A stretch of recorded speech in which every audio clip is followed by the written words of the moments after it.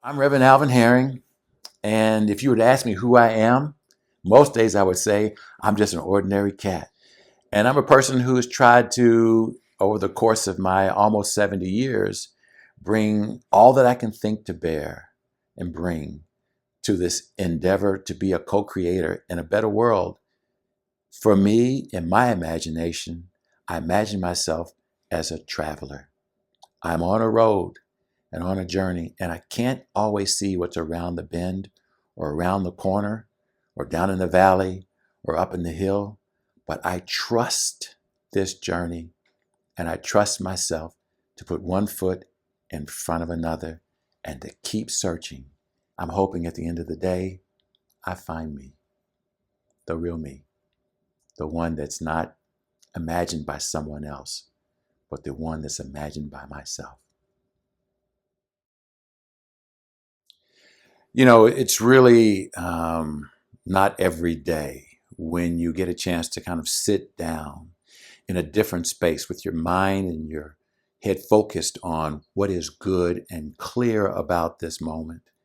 I think we've been trained to get tight and anxious in moments like this, when in fact, we should be doing the opposite. We should be unleashing our creativity and coming to understand that moments like this provide abundant opportunities for us to see the world differently, see ourselves differently, and co-create a better present and joyfully co-create a better future.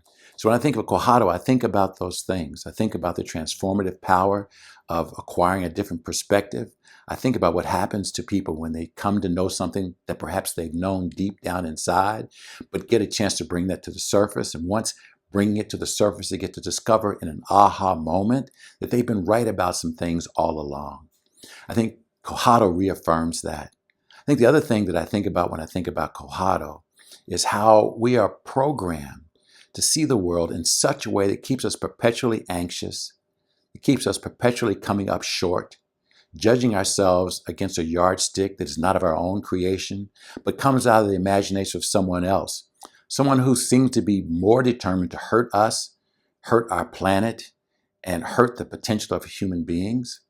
But when we step into a different space, when we play this game or have the moments of clarity and moments of kind of peace and joyful community, we come to understand that we should be co-creators in our present.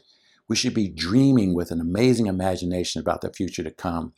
And we should be building ourselves up and emboldening ourselves to courageously enter into relationships with one another, predicated on a whole different set of moral values. I think when I think of Cohado, I think about the deep mining of compassion. I think about us trying to really go as far as we can to understand our connectedness to one another. I think about really acquiring a different kind of more deeper embrace of grace and generosity. I think of us resolving some of the critical conflicts we have, using a different strategy where we're not trying to win or having our perspective or our opinion prevail, but where we're trying to understand the other and maybe embrace the other's perspective, see it from a different point of view.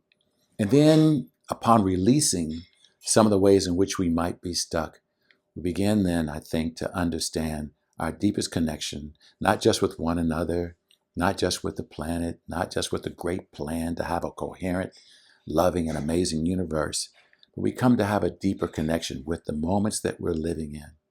And not to oversell Cohado, because I don't think that's necessary.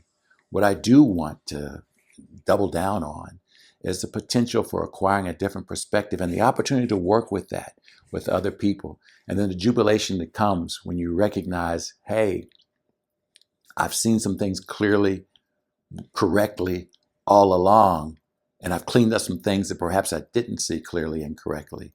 And now I stand in a different place. That's Cohado.